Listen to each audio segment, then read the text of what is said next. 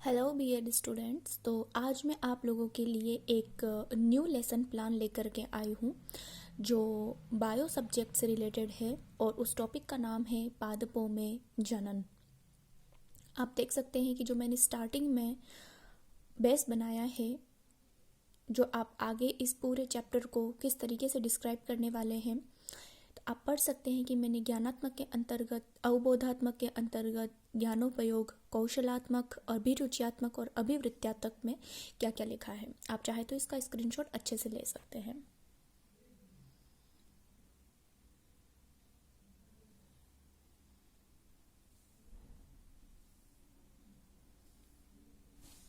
Next बात करते हैं हम लेसन स्टार्ट की। यहाँ से मेरा लेसन जो है वो स्टार्ट हो रहा है। पूर्व ज्ञान में आपको ये बताना है कि छात्र छात्राएं जो है वो पौधों के जनन संबंधी सामान्य जानकारी रखते हैं।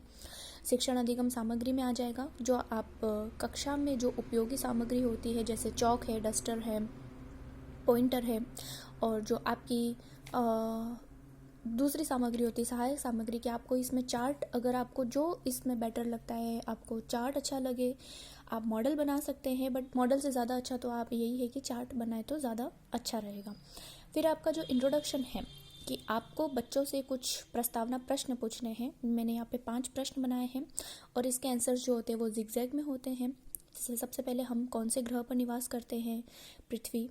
फिर पृथ्वी से ही आपका एक नया प्रश्न बनेगा कि इसमें मुख्यतः कितने प्रकार के जीव पाए जाते हैं, तो 2।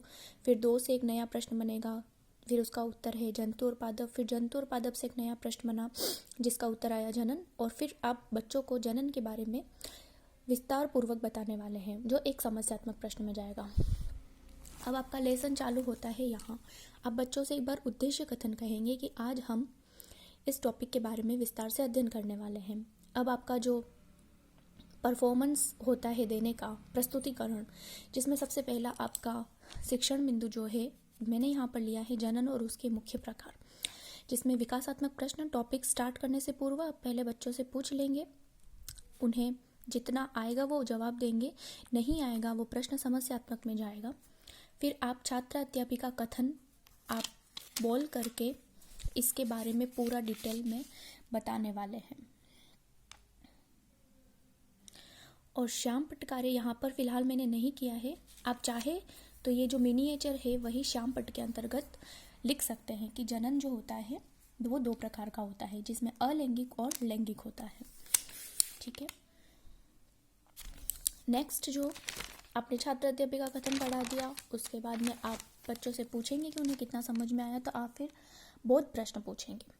उसके बाद में आपका दूसरा टीचिंग पॉइंट चालू होता है। मेरा दूसरा टीचिंग पॉइंट था पादपों में जनन की विधियाँ। जो टॉपिक स्टार्ट करने से पहले मैं बच्चों से कुछ प्रश्न पूछ रही हूँ यहाँ पे, विकासात्मक प्रश्न।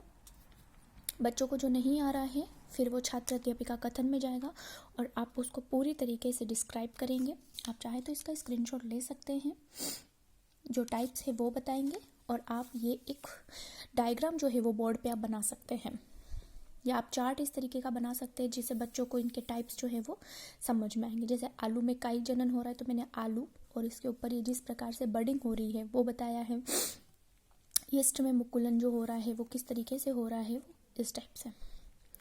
इसके बाद में यहाँ पर ये टॉपिक ख़त्म होता है और बच्चों को क्या समझ में आया वो आप बहुत प्रश्न इनसे पूछ रहे हैं। उसके बाद में विकासात्मक प्रश्न की बात आ रही है, क्या है? तीसरा टीचिंग पॉइंट आपका यहाँ से चालू होता है पादपों के जननांग से। इस टॉपिक को स्टार्ट करने से पहले आप विकासात्मक प्रश्न जो है वो बच्चों से पूछेंगे।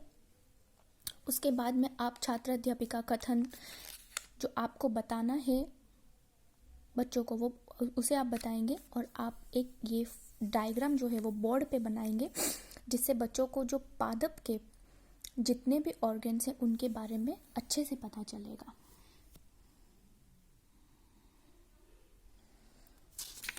स्क्रीनशॉट भी ले सकते हैं आप।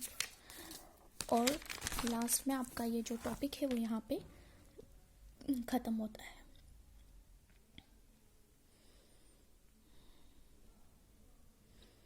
और उसके बाद में आप मूल्यांकन प्रश्न बना लीजिए। मूल्यांकन प्रश्न में मैंने एक ऑब्जेक्टिव और 2 फिल इन द ब्लैंक्स 2 मैंने शॉर्ट वाले, 2 मैंने लघुत्तरात्मक और 1 मैंने निबंधात्मक में बनाया है। जैसे ही आपका ये मूल्यांकन प्रश्न हो जाएगा, ये मतलब आप सब बच्चों को होमवर्क देने के हिसाब से बना देते हैं और उसके बाद में आपका जो